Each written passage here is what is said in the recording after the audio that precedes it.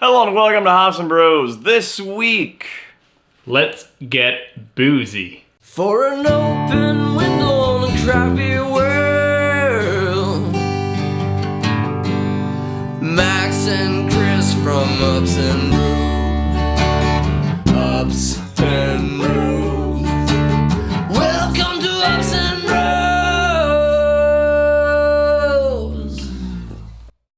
Alright, so this week we're taking a look at alcohol in beer. Now, alcohol is a key component of beer. Now, naturally, there's other flavors that go in, but without the percentage, a lot of people consider a beer not a beer unless it has that. I mean, you look at non-alcoholic beers, and people tend to laugh at those when you compare them to legit beers, even though breweries like Le Bocale have a great alcohol-free IPA and even a stout. Now, Chris, what's the importance of alcohol in this product? So basically, alcohol has been around since the dawn of ages. The first men that we know were mashing cereals together with saliva and all other things surrounding them and infecting the mixture of cereals and water, which is basically infected oatmeal. And I guess that one day one of those first humans took a bite or a sip of that thing and felt a little bit dizzy. Might enjoyed it at the same time. Did he get addicted to alcohol? Probably. But since then, it kind of like created this culture around alcohol in general. So if we look at the Egyptians, they were making wines and beers before pretty much anyone else at a very professional level.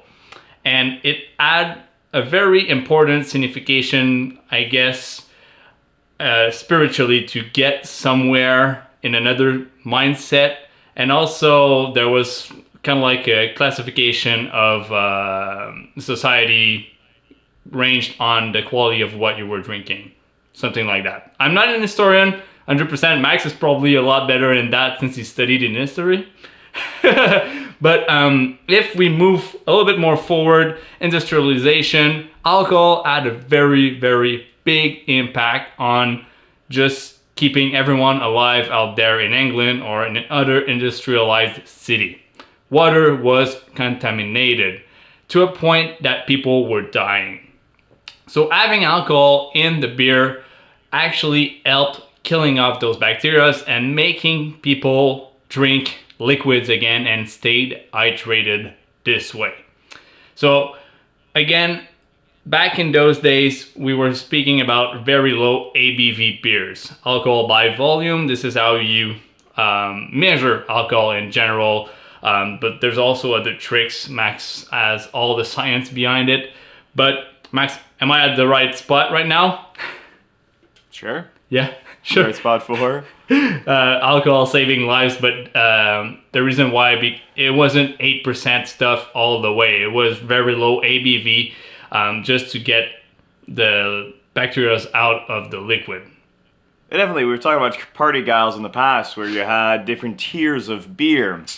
Now, tiers of beer for higher class people versus the low class, but also beers that were day beers or night beers or beers for children. It was mostly to the boiling process was what was very important to kill off those bacteria, as the alcohol and the hops or the gruit mixture was there to maintain it pathogen free, to make sure that nothing would infect it later on. That's the key part I wanted to hear about it, because after that everything kind of like moved forward. If we look at the Belgians, the monks, is it the monks? Yeah, we can call it the monks. The monks brewing the beers had their own stronger beers for their own sake when they were consuming beers together. But when they had folks coming over, they were serving only the low ABV stuff. I'm pretty sure it's kind of like religion focused in that area, because you can't really get drunk out of it, but I'm pretty sure like the monks were getting smashed after visitors were coming in. That's my opinion about it. But overall, alcohol in beer moved to a point that now we have a very wide range of non-alcoholic beers, low ABV beers, high ABV, we're speaking from 8 to 14, 16% even. And I think Samuel Adams has the Utopia, which is 24, if I'm not wrong, 20, 24, 20 something. Drank it. Good, yeah. Mostly tastes like a barley wine, but over sweetened a little bit. It's very special. If you haven't had it, it's quite the special beer. It's basically a fortified beer at this point. All right, so the way we get alcohol into beer is with the sugars. As brewers, we're not really making beer, we're making a sugar substance. We call it wort, and the yeast makes that beer. The way it works is yeast will convert the glucose strains that it finds in the malt that you converted, and it's going to do a myriad of different things with it. Most importantly is transform that into ethanol.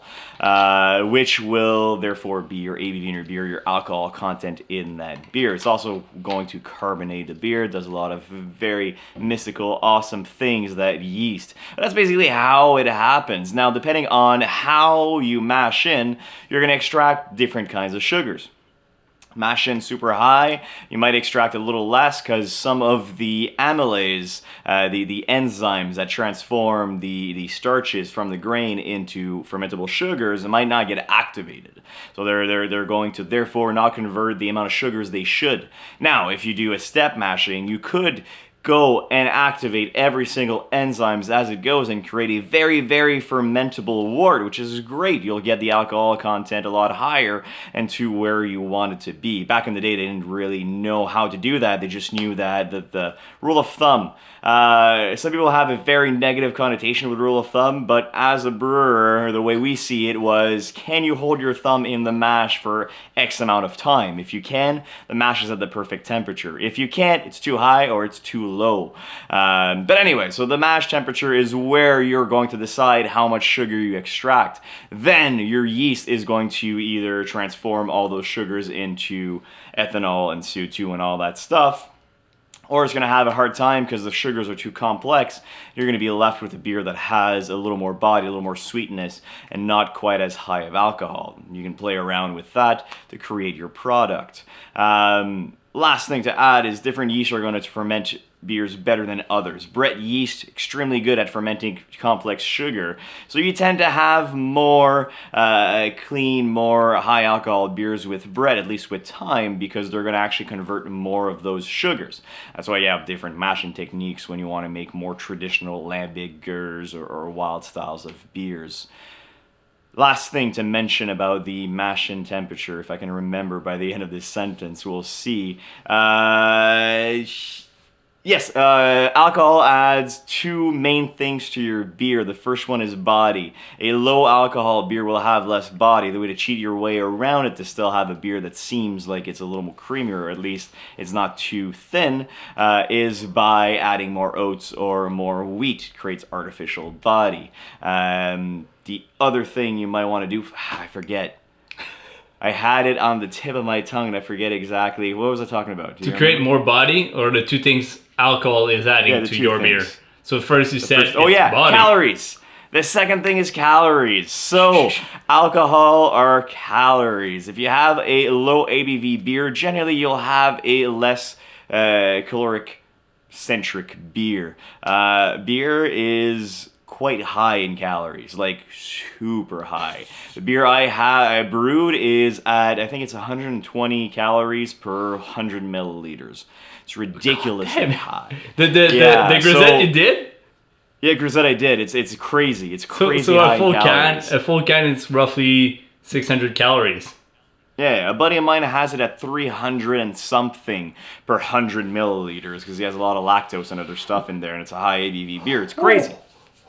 Completely bonkers. But it does create very tasty beers, and after I saw that, I had a little more respect for Michelob Ultra. To be able to make a beer like they do and have it at a low calorie, like how? I guess a lot of adjuncts, probably low alcohol, a lot of watering down, but still, it's pretty impressive. Anyways, alcohol is the... Yeah, you wanted to say something? Yeah, but you go with your end phrase, and then I'm going to add my little segue to this. Perfect. So, alcohol is the bad boy in beer, the one thing that people frown upon. It's Yeah. the one aspect of beer that tends to be seen as negative. Yeah. But historically, it was very important to this drink, not only for health reasons, but also social reasons, as mentioned, as Chris mentioned.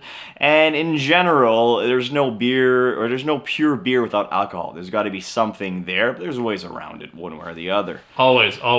Any closing words there, Chris? Yes. When brewing a beer, I always say if it's 8% and I don't taste it, it's well done. If a brewer can play around with an higher ABV and in some way make it smoother so you don't feel it, not in a way that I want to get smashed with your beer because I don't taste it, but I don't taste the actual alcohol in it, then it's a success. That's my end word on that. Blah. That's fair. If you like the video, please leave a like, subscribe, share, and let us know in the comments below what you'd like to see next on Craft Beer 101 with Hops and Bros. Oh, and we have shirts. Yeah. I forgot to wear mine. Oh, If you made it this far to this video, definitely grab one of our shirts. The link's going to be in the description down there. They're awesome, and it helps support the show. We're going to try to do something with that money, like go on a little road trip or figure out some way to create more content. We're reinvesting anything that we're doing with the shirts into this. maybe buying a Lambo. We're looking at Lambos.